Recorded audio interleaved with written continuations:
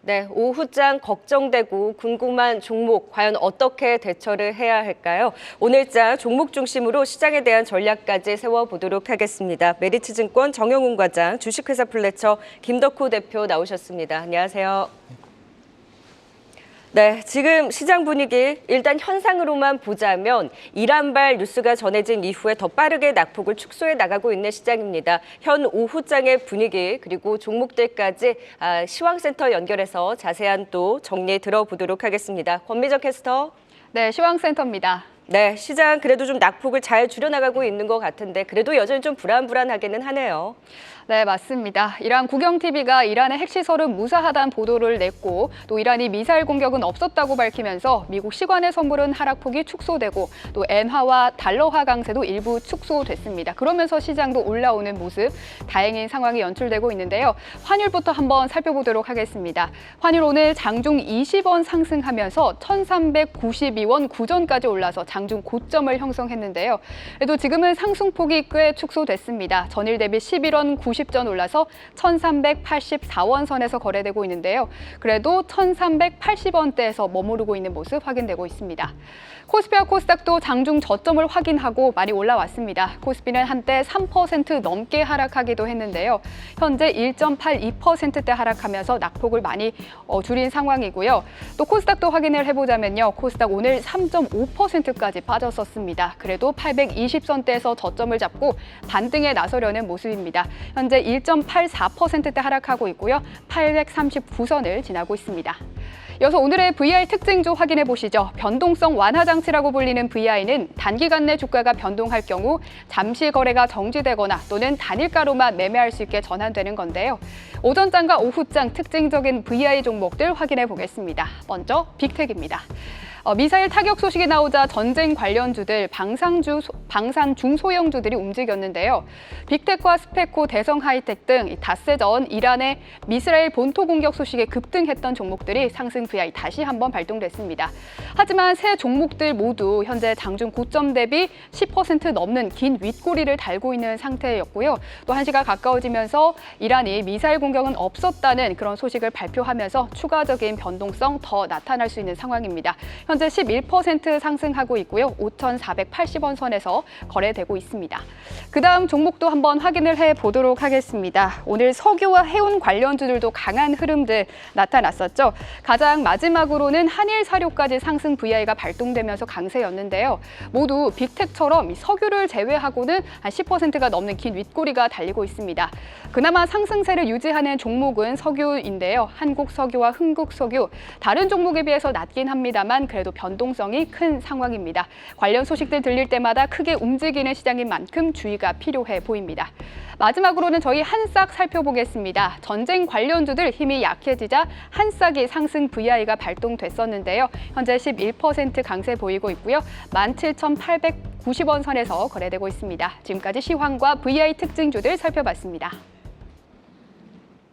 네, 두 분과 함께 임급종으로 바로 종목에 대한 전략 세워보도록 하겠습니다. 첫 번째 종목 바로 만나보시죠. 오늘은 종목을 넘어서 조금 더 시장에 대한 전략으로 확장해서 또 도움 말씀 들어보도록 하겠습니다. 빅텍을 비롯해서 전쟁 테마 그리고 에너지 테마주들이 또 이스라엘 공격 단행 소식에 바로 튀어올랐다가 이제 이란 측에서 이 미사일의 공격이 없었다라고 또 언론 보도가 전해진 이후 빠르게 상승폭을 축소해내면서 오늘 장 내에서 굉장히 큰 변동성을 보여주고 있습니다. 사실 빅텍 오를 때 쎄하거든요. 그리고 이때 시장의 낙폭을 줄일 때 이 종목들이 얼마나 상승폭을 줄이는지가 관건인데 지금의 빅텍을 좀 대표적으로 했을 때 분위기 어떻게 좀 읽으셨어요? 네, 우선 뭐 사실 매번 이제 지정학적 리스크가 이제 불거지게 되면 흔히 말하는 방산주 또한 이제 이러한 좀 방산 테마주들이 상당히 좀 시장에서 이제 주목을 받는 그런 좀 경향이 있습니다. 즉 이제 전반적으로 주식시장은 크게 하락하는 반면에 이러한 방산 관련주들은 좀 강세의 흐름을 보이는 게 항상 매번 반복되는 그런 이제 지정학적 리스크가 발발했을 때 나타나는 이제 특징이라고 할 수가 있겠는데요. 그렇지만 이제 오늘 같은 경우에도 보시게 되면 좀 차별화해서 좀 봐야 되지 않을까 싶습니다. 오늘 뭐 빅텍이라든지 스페코 뭐 이러한 종목들 같은 경우에는 사실 기존의 이제 펀더멘탈보다는 좀 테마성 이슈가 강하게 나타난다라고 봐야 되는 반면에 예를 들어서 한화 에어로스페이스라든지 그리고 LIG 넥스원 이러한 국내 대표적인 실질적으로 지금 지금 지정학적 리스크와 함께 실질적으로 지금 수요가 계속해서 좀 발생하면서 전반적으로 지금 이제 실적 성장도 이어지고 있는 상황이고 그리고 이제 지정학적 리스크에 의한 그러한 무기 체계의 초과 수요 현상이 글로벌적으로 계속해서 나타나고 있다는 점에서 봤을 때 실질적으로 수출 증가세가 이어질 수 있는 그러한 좀 기업들 이렇게 좀 분할해서 봐야 되지 않을까 싶습니다. 그래서 오늘 뭐 빅텍이라든지 이런 방산 관련주들이 네. 강세 흐름을 보이고는 있습니다만 실질적으로 투자자분들께서 좀 주목해야 될 부분은 오늘 또 한화 에어로스페이스라든지 LIG 넥스원 이들 기업들 같은 경우에는 사실 오늘 주가 상승폭은 크지는 않습니다만 시장 하락 대비해서 상당히 좀 견고한 네. 그런 주가 흐름이 나타나고 있거든요. 어떻게 보면 이러한 지정학적 리스크가 불거졌을 때 안정적인 또 방산주로서 투자 대안으로서 부각이 될 수도 있고 실질적으로 만약에 이 지정학적 리스크가 소멸된다 하더라도 실질적으로 지금 수출 증가와 또 수주 증가가 좀 이어지고 있다는 점, 펀더멘탈 개선세가 이어지고 있다는 점에서 봤을 때 방산주 내에서도 좀 차별화된 시각으로 네. 바라봐야 되지 않을까 그렇게 보고 있습니다. 사실 지금 중동 전쟁 관련한 테마주들의 경우에는 일단 긴장이 고조될 때 급등이 나왔다. 여기는 워낙 이제 테마에 대한 움직임을 가져가고 있으니까. 하지만 그 안에서 실질적인 우리 전통 방산주라고 하죠. 한화에어로스페이스, LIG 넥스원, 뭐 현대로템과 같은 종목들은 본업단에서도 긍정적인데 이러한 지정학적 리스크를 또 반영하면서 움직일 여지도 있는 만큼 플러스 알파로 붙는 테마에 대한 그 흐름을 가져가는 전통 방산주에 대한 관심을 더 갖는 것이 낫겠다라는 의견을 주셨고요.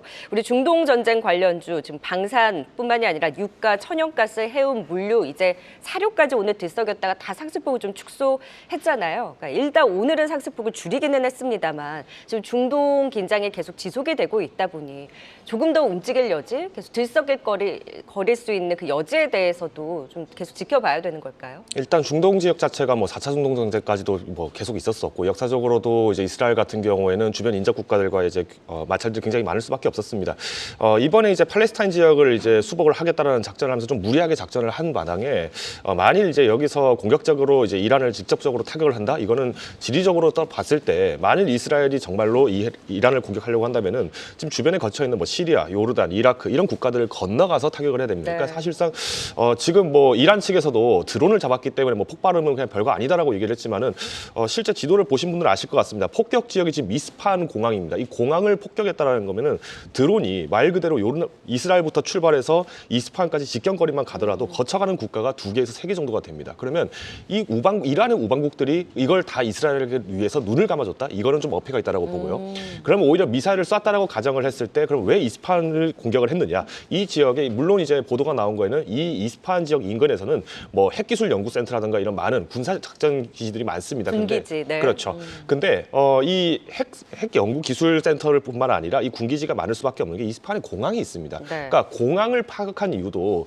지난번 이제 팔레스타인 무장장치들이 마찬가지로 밀고 들어올 때 항공기를 이용해서 은밀하게 기동을 했었죠. 그러니까 이 부분들을 원천 차단하겠다는 의미에서 통상 이제 공격이라든가 이런 어떤 주요 인프라 시설들을 타격하는 게 군작전에서 가장 필수입니다. 그래서 아무래도 미사일을 쐈을 가능성도 배제할 수는 없다라고 보면 될 것 네. 같고요. 다만 이제 우리가 이 중동 전쟁을 봤을 때 그럼 우리나라의 방산주들이 그러면 정말로 수출이 계속 좋아지느냐고 봤을 때 네. 자, 일단 빅텍 같은 경우에는 100% 내수 기업입니다. 그러니까 네. 우리나라 LIG 넥스와 하나시스템으로부터 직접적으로 매출을 잡고 있는데 어제 빅텍도 좋은 기사가 나왔죠. LIG 넥스원에게 함정용을 위한 고전압 전력 장치를 또 이제 납품을 한다. 이게 14억 정도 이렇게 납품을 한다더라. 이런 기사들이 나왔는데 사실 당일날은 별로 의미가 없었습니다. 오히려 또 재밌는 사실은 최근에 빅텍이라든가 스페코 이런 국내 특히 북한과 관련된 이슈가 나왔을 때 들썩이는 종목들 같은 경우에는 미국 유엔 대사가 우리나라를 방한을 했을 때도 그렇게 큰 움직임은 없었습니다.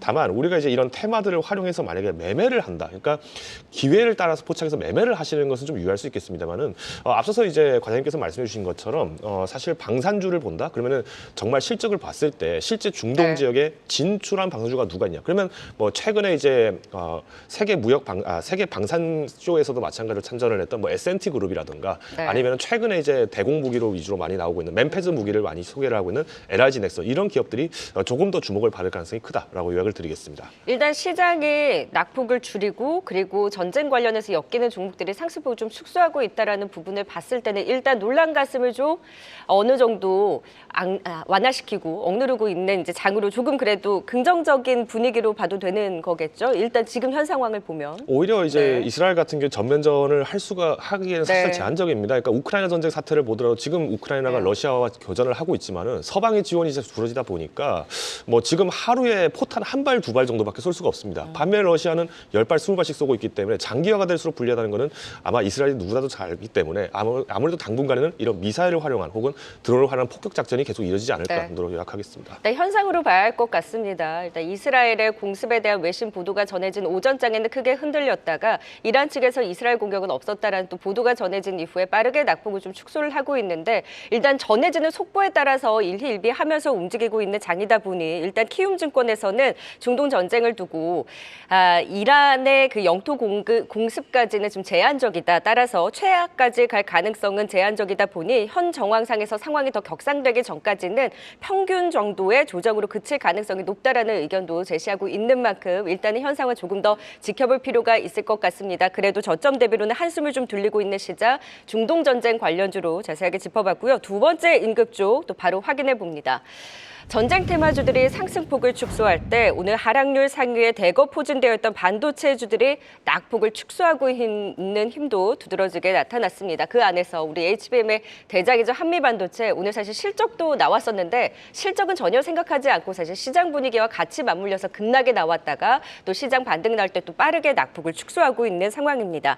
실적 잘 나왔잖아요. 네네. 네. 그리고 최근에 많이 올랐던 데 따른 차익 실현의 물량도 크기는 했습니다만 낙폭을 줄이고 있는 힘에 대해서는 좀 긍정적으로 해석할 수 있을까요? 네, 그렇습니다. 오늘 뭐 1분기 이제 잠정 실적이 나왔는데 시장 예상치는 좀 시장 가이던스는 좀 뛰어넘는 그런 좀 실적을 나왔습니다. 그렇지만 사실 지금 한미 반도체의 최근의 주가 상승은 이런 단기적인 실적보다는 결국에는 이제 HBM AI 시장 확대에 따른 이런 HBM 시장 성장과 함께 같이 갈 수 있는 대표적인 이제 수혜주로서 이제 주목을 받는 그러한 좀 상황인데요.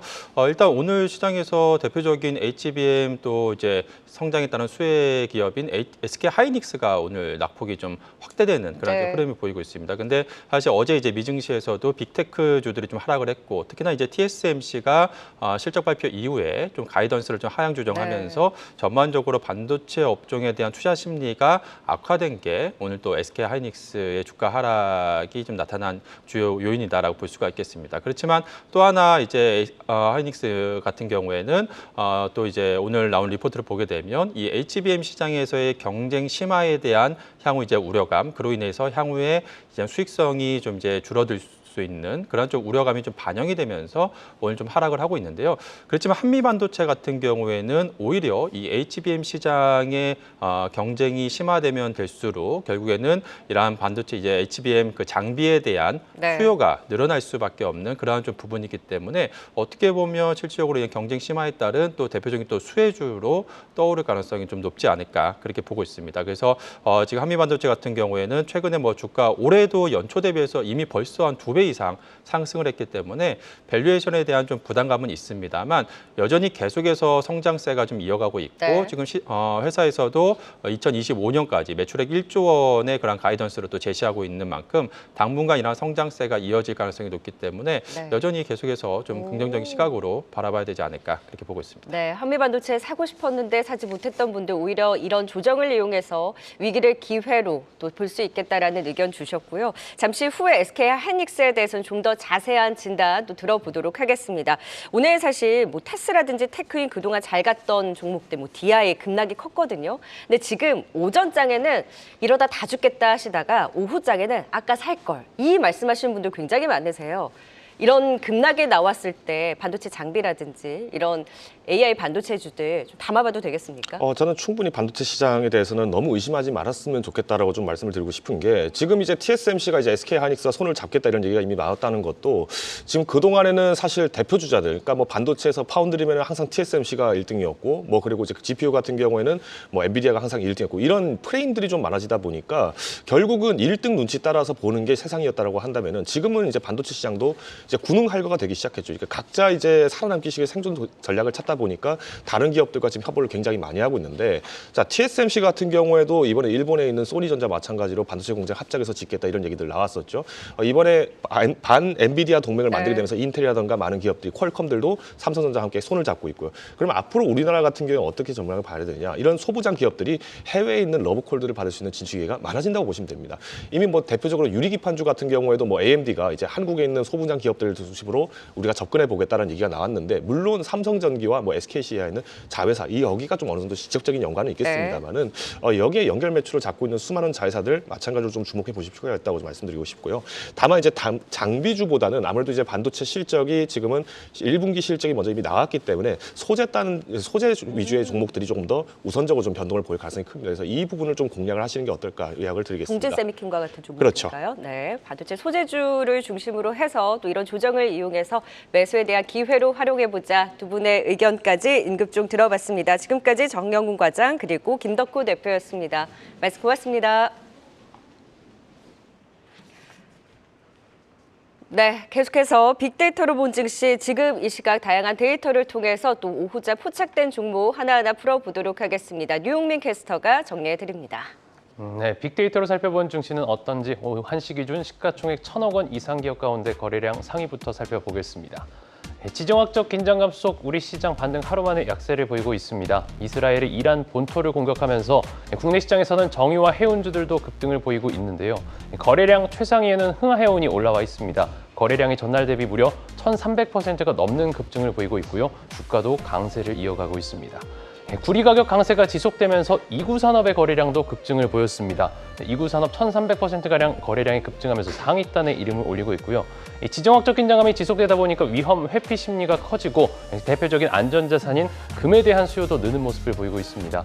금 가격을 포함해서 관련 ETF까지 상승을 보이고 금 관련주로 분류되는 엘컴텍도 거래량이 급증했습니다.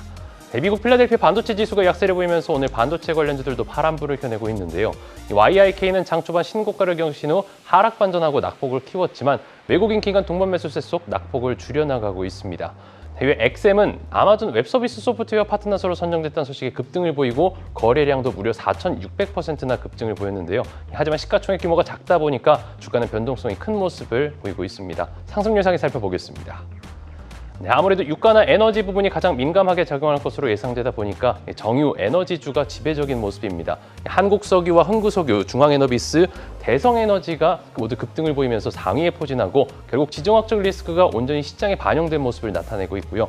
이외 거래량 상위에 올랐던 2구 산업도 올라와 있습니다. 하락률 상위도 살펴보겠습니다. 네, 하락률 상위에는 먼저 액면 분할 이후 아세아 지주가 급락을 보이며 최상위에 위치해 있고요. 반도체 관련주들이 대부분을 차지하고 있습니다. 미국 필라델피아 반도체 지수도 약세로 마감한 데다가 TSMC가 메모리를 제외한 올해 반도체 시장 전망까지 하향하면서 반도체 관련주들 특히 최근 강세를 보였던 종목들의 급락이 두드러지고 있습니다. DI라든지 STI, JNB와 IMT가 급락을 보이며 상위에 올라와 있습니다. 지금까지 빅데이터로 본 증시였습니다.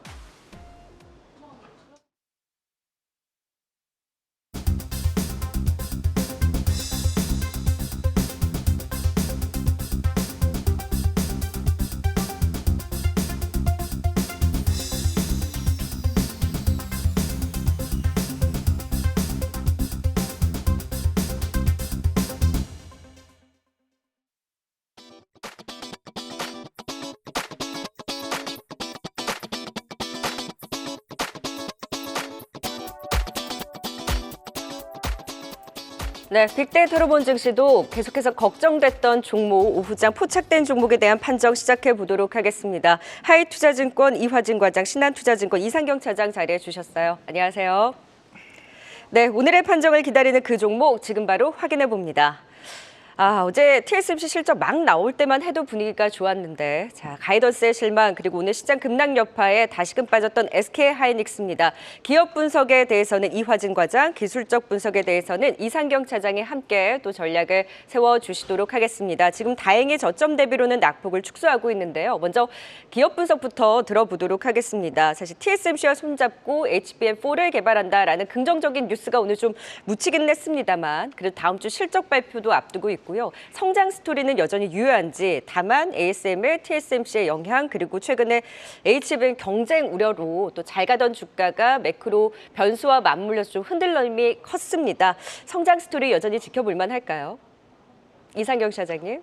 네, 전반적으로 TSMC 실적에 대한 부분들이 나오면서 시장에서 확인했던 부분들이 그리고 결과론적으로는 먼저 좀 선반영했다라고 하는 이런 부분까지 좀 영향을 주면서 주가가 좀 약세를 띄었는데 대만 같은 경우에는 지진에 대한 우려감이 일정 부분 좀 영향을 주는 분위기였고 ASML 같은 경우에도 생각보다는 적자폭을 줄이긴 했지만 향후 전망에 대해서는 시장 확대는 맞지만 이런 부분들에 대해서 여전히 잘 준비를 하고 있고 빅테크 쪽에 대한 러브콜이 이어지는 가운데 본격적인 수준은 3분기 이후에 좀 이어질 가능성이 있을 것 같다라고 얘기가 좀 나왔던 것 같고요.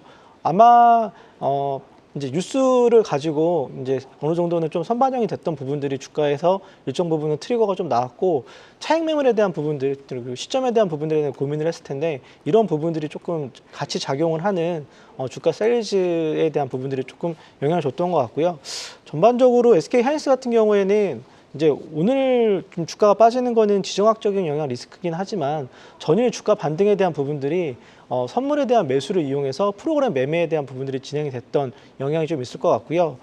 현재 PBR 같은 경우에는 2배 정도 보여지는 가운데 업종 포워드 펄을 본다라고 하면 3분기 기준으로 14배 정도 기록을 하고 있거든요. 근데 이제 앞전에 말씀하신 대로 메모리 쪽 관련된 대부분의 업체들이 20배 초반에 대한 PER을 받고 있기 때문에 앞선에 메모리 쪽 관련된 부분에 있어서는 마이크론을 필두로 해서는 퍼 자체는 현재 시장에서 앞선에 땡겨오는 포워드 퍼 기준으로는 14배 정도면 시장 평가 대비 조금 하회하는 정도 수준에 대한 평가를 받는 분위기인 것 같습니다. 네.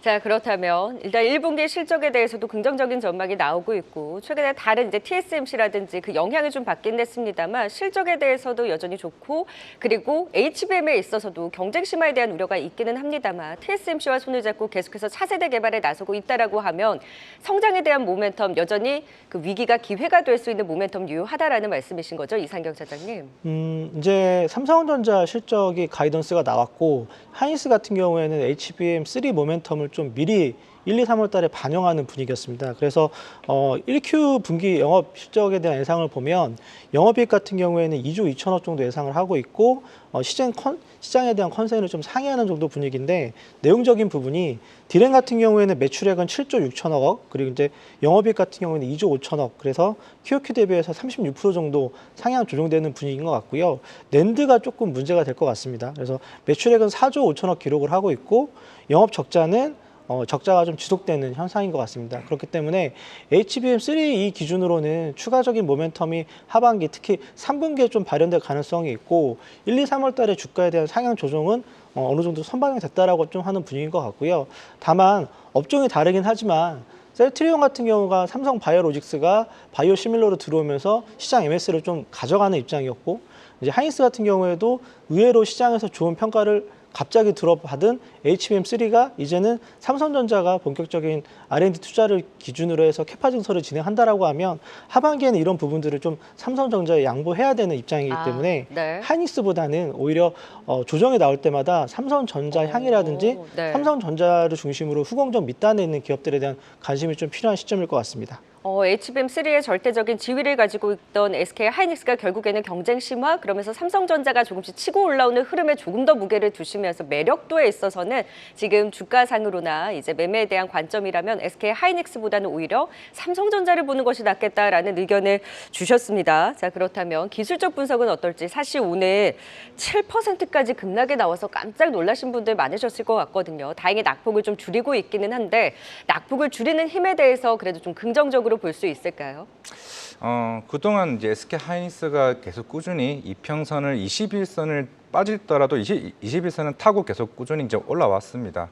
이제 올라오면서 그만큼 SK 하이닉스는 차장님 말씀하신 대로 그 1월 달부터 그런 HBM3E에 관련된 전망들이 굉장히 좋았었고 그리고 작년 4분기 때부터 실질적으로 글로벌 점유율 자체가 대략 삼성전자와 SK 하이닉스의 그 격차가 한 5%밖에 차이가 나지 않았습니다. 그러면 1분기에 들어오면서 이게 점차적으로 삼성전자 이게 그 점유율 자체가 확대가 되게 되면서 좀 삼성전자 쪽으로 조금 몰리는 흐름이 좀 나왔었고 물론 이번 1분기 실적에 대한 뭐 컨센은 뭐 낸드 쪽에 대해 마이너스 2천억 그리고 디램 쪽에 대해서는 2.4조 정도에 대한 전망이 나오고는 있는데 물론 2분기가 낸드 업황이 흑자 전환이 된다라고 하고는 있지만은 결국에는 시장이 SK 하이닉스를 바라왔던 거는 이 HBM 시장에서 적어도 2년 3년간에 대한 선두주자에 대한 부분을 굉장히 조금 긍정적으로 프리미엄을 줬었는데 삼성전자가 요 최근에 결국에는 이 HBM3랑 HBM3E의 양산 시기가 굉장히 당겨졌습니다. 당겨지기 떨어지게 되면서 그 밸류 자체가 상대적으로 하이닉스가 점유율이 좀 낮아지기 때문에 그러면서 이번에 21선이 좀 깨지면서 데드가 났습니다. 데드가 나게 되면서 물론 이전처럼 한번 2월, 3월 한 중순쯤에도 한번 21선을 뚫렸다가 다시 한번 올라오긴 했었는데 과연 이번 같은 경우는 글쎄요. 최근에 외국인 수급 자체가 삼성전자 향적으로 좀 그쪽으로 수급이 쏠렸던 흐름이 있었기 때문에 이번 같은 경우는 어떻게 하면 하반기에 대한 기대감이 조금은 눈높이를 좀 낮췄던 측면이 아닌가 생각을 하고 있기 때문에 네. 오늘 다울투자증권에서 나왔던 리포트에서도 그런 측면을 조금 부각시키지 않았나 생각을 하고 있습니다. 두 분 다 HBM 경쟁 심화를 좀 포인트로 SK 하이닉스에 대해서 체크를 해주셨습니다. 저는 TSMC와의 이제 협력에 대한 기대가 좀 긍정적으로 작용하지 않을까 했는데 그보다는 점유율 하락이라든지 다른 이제 경쟁 업체들이 치고 올라오는 흐름을 조금 더 관전 포인트로 지켜볼 필요가 있다라는 의견을 주셨습니다. 자, 그렇다면 SK 하이닉스 기업과 기술적 분석을 통해서 과연 어떤 판정을 내려주셨는지 화면을 통해 확인해 봅니다. 네, 과연 SK 하이닉스 지금의 위기를 기회로 볼 수 있는지. 네, 두 분 다 쉬어가는 흐름에 대해서 일단 매수보다는 다른 쪽을 좀 더 지켜보자라는 데 무게를 실어주신 것 같습니다. 기업 분석에 대해서는 HBM의 경쟁 심화로 가격 하락이 전망된다. 따라서 SK 하이닉스는 좀 쉬어갈 가능성이 높다라는 데 또 전략을 주셨네요. 이상윤 차장님. 네, 뭐 전반적으로 일단 솔직히 말씀드리면 지금 주가가 어느 정도 1, 2, 3월 달에 많이 올라와 있는 상태고요. 좀 쉬어가는 구간에서 엔비디아도 기간 조정을 좀 가져가는 흐름인 것 같고 전일에 뭐 AMD라든지 인텔이라든지 특히 이제 마이크론 같은 경우에도 주가가 조금 어느 정도 약세에 대한 부분들이 좀 이어지는데 환율 부분을 감안을 해보고 외국인 수급이 들어온다라고 하면 상대적으로 주가가 어느 정도 좀 올라온 자리보다는 좀 낙폭이 있는 자동차 업종이라든지 그리고 하반기에 좀 성장 매력도를 갖고 있는 조선 업종이라든지 이런 부분들에 대한 수급 공백에 대한 이연이 좀 들어오면서 들어올 가능성이 좀 있을 것 같고요. 최근에 기간 동향을 본다고 하더라도 반도체 좋은 건 맞는데 1분기 실적에 대한 부분들은 어느 정도 확인을 했고 3분기 정도부터 조금 접근을 해도 되지 않냐라고 조금 이어지는 좀 흐름들이 있는 것 같아요. 그래서 전일에 뭐 TSMC 실적 발표 전후에 관련된 기업인 뭐 에이직랜드 같은 경우에도 주가에 대한 변동성이 좀 굉장히 좀 크게 나온 상태인 것 같고 HPSP 같은 경우에도 어느 정도 주가가 한 3주 정도 쉬어가는 기간 조정을 가져가고 있거든요. 그렇기 네. 때문에 하이닉스 같은 경우에서도 오히려 가지고 계신 분들 입장에서는 좀 길게 본다라고 하면 지금 자리 정도 부분에서는 모아가는 관점은 유효하지만 어느 2분기에 대한 부분에 대한 접근을 본다라고 하면 하이닉스보다는 삼성전자 쪽으로 비중을 좀 가져가는 게 맞지 않냐라고 생각을 하고 있습니다. 네, 그러니까 예전에는 TSMC 붙었다라고 하면은 더 주목도가 높았었는데 오히려 지금 SK 하이닉스보다는 삼성전자를 지켜보다 그리고 다른 섹터 이제 조선이라든지 자동차 쪽에서 올라오는 힘이 단기적으로는 더 기대가 된다라는 의견을 주셨고요. 기술적 분석을 통해서도 HBM 경쟁 본격화에 따라서 SK 하이닉스는 쉴 수 있다. 그러면 이화진 과장도 SK 하이닉스와 삼성전자는 좀 개별적으로 보시는 걸까요? 일단 삼성전자의 메리트가 더 클 수는 있다고 생각을 하고 있는데 그런다고 해서 SK 하이닉스가 뭐 추세에 대한 전환은 좀 아닐 거라고 생각을 하고 있습니다. 만약에 지금 17만 5천 원, 아까 한 17만 원 아래까지 좀 내려왔던 것 같은데 만약에 16만 5천 원 가격대는 충분히 전 지지를 할 수 있다 생각을 하고 있고 그리고 다음 주에 실적 발표를 하긴 하는데 HBM3E가 한 3월 20일쯤에 양산이 시작이 됐습니다. 그 3E에 대한 매출 실적 반영이 얼마만큼 많이 되느냐에 따라서 예전 마이크론이 실적 발표했을 때 그 느낌처럼 분위기는 충분히 달라질 수 있다고 생각을 하고 있고 이제는 향후에 2분기나 3분기 때 삼성전자 같은 경우가 HBM3가 2분기쯤에 양산이 시작이 되고 3E가 2분기 말이나 3분기 초부터 본격적으로 양산이 됩니다. 그러면은 2분기, 3분기 때부터 그때 이제 SK 하이닉스와 삼성전자 간의 그 HBM의 성장 속도에 따라서 좀 분위기가 같이 간다는 흐름보다는 결국에는 어느 한쪽이 좀 쏠림 현상이 나올 수 있다고 네. 보고 있는데 1분기 실적만을 봤을 때는 SK 하이닉스가 만약 다음 주쯤에 만약에 17만 원, 16만 5천 원 가격대에 온다라고 하게 되면은 이때는 저는 무조건 좀 사야 된다고 생각을 하고 있고 그에 대한 HB의 실적 반영에 따라서 반등은 한 번은 나올 수 있다고 생각을 하고 있습니다. 네, SK 하이닉스에 대해서 두 분의 판정까지 들어봤습니다. 쉬어갈 수 있고 이보다는 삼성전자에 대한 매력도가 조금 더 높다라는 의견과 그리고 조금 더 주가 조정을 받았을 때는 단기적인 반등의 힘을 이용해서 또 그 전략 또한 활용해 볼 수 있겠다라는 의견까지 주셨습니다. 하지만 공통적으로는 쉬어갈 수 있다에 조금 더 무게를 실어 주셨네요. 자, 그렇다면 틈새를 노릴 수 있는 종목 오늘은 또 두 분께서 어떤 종목을 가지고 오셨는지 확인해 보기에 앞서서 자, 지난 종목이었던 종목 겨루기 종목 그 대결 결과 확인하고 가도록 하겠습니다. 사실 시장이 굉장히 힘들었음에도 불구하고 아모레퍼시픽이 견조한 수익률을 기록하면서 승리 두 장을 받았습니다. 저는 오히려 힘든 장이었기 때문에 이 승리 두 장이 더 의미가 있지 않나라는 생각이 듭니다. 자, 아모레퍼시픽 지금도 긍정적으로 보십니까? 뭐 전일에 명동에 나가 보면 오후 9시 반 정도 돼도 화장품 멀티샵 쪽에서 줄을 서 있는 외국인들을 볼 수가 있을 것 같고요. 면세점 매출에 대한 부분들도 좀 어느 정도 회복을 하는 분위기입니다. 결정적으로 작년 4분기 사업 보고서를 본다라고 하면 안 좋은 적자 부분들을 3년에 걸쳐서 다 떨궈내는 분위기였기 때문에 올해 어느 정도 회복성에 대한 부분들이 발현이 된다라고 하면 영업이익이 올라오는 스프레드는 굉장히 네. 좀 크게 반영이 될 수 있기 때문에 여전히 스트롱 바이는 유효할 것 같습니다. 네, 자 오늘의 종목도 바로 만나보도록 하죠. 두 분의 종목 겨루기 바로 압축적으로 또 확인해 보도록 하겠습니다. 알테오젠 그에 맞서는 빙그레입니다. 자, 알테오젠은 MSCI 이벤트로 보시는 건가요? 네, 지금 코스닥 150 시가총액을 보면 에코프로가 거래 정지 기간이기 때문에 이걸 빼고 본다라고 하면 알테오젠이 시가총액 3위를 기록을 하고 있습니다. 그렇기 때문에 뭐 다음 달에 MSCI 편입에 대한 부분들이 결정이 되면 수급적으로 본다라고 하면 충분히 에코프로 두 양사를 빼고 나면 네. 시가총액 1, 2위 정도를 기록하기 때문에 수급적인 측면에서는 충분히 추가적인 외국인들 현물 유입이 예정이 좀 되어 있을 것 같고요. 결정적으로 주가가 지금 어느 정도 좀 쉬어가는 구간에서 10조 원대 언더에 있기 때문에 2Q, 3Q에서 계속적으로 워크 쪽에 대한 부분들이 에로에 대한 로열티가 들어온다라고 하면 이제부터는 숫자를 확인을 하고 특히 이제 5, 6월 달에 아마케 이후에 이제 추가적인 학회 쪽에 대한 부분들이 진행이 되면서 신규 후보 물질에 대한 부분까지 조금 다시 또 재차 부각이 될 가능성이 있을 것 같고요. 네. 무엇보다도 피아 주사 쪽에서는 여전히 시장 확대에 대한 부분들이 2050년까지 매년 성장하는 부분이기 때문에 시가총액 기준으로 보고 수급적인 이슈까지 본다라고 하면 지금 10조 원대 언더에서는 알테오젠 정도가 만약에 코스닥 시장이 추가적으로 조정이 나온다라고 하면 금리 인하에 대한 효과 부분이 이연이 됐다라고 하는 부분들이 오히려 수급적인 부분들의 긍정적인 효과로 들어올 수 있기 때문에 주가적인 측면에서는 충분히 좋은 자리라고 생각을 하고 있습니다. 알테오젠, MSCI 지금 편입 기대감이 높은 가운데 선제적으로 조정을 받은 데 따른 지금의 반등을 조금 더 노려보자라는 의견을 주셨고요. 이에 맞서는 빙그레 투자 포인트도 짧게 들어볼까요? 네, 오늘 21년 중간 이후에 신고가를 또 찍었습니다. 뭐 결국에는 올해 폭염 자체가 이제 역사상 가장 5번째로 많을 수 있는 한 해이고 그 미국에 있는 해양 대기층에서도 굉장히 올해가 굉장히 더울 수도 있다라고 얘기를 하고 있습니다. 결국 빙그레는 이번 작년 비중이 한 1,300억 아이스크림 수출 비중에서 거의 60%가 빙그레 제품이었고 대다수가 이제 메로나 쪽으로 좀 많이 나가고 있습니다. 결국에는 남미 쪽이나 이제 동남아 쪽에 대한 매출이 굉장히 클 것으로 일단 보이고는 있는데 2020년도에 이제 혜태 아이스크림을 이제 인수하게 되면서 이제 우리나라 아이스크림 업계에서는 업계 1위를 차지하고 있습니다.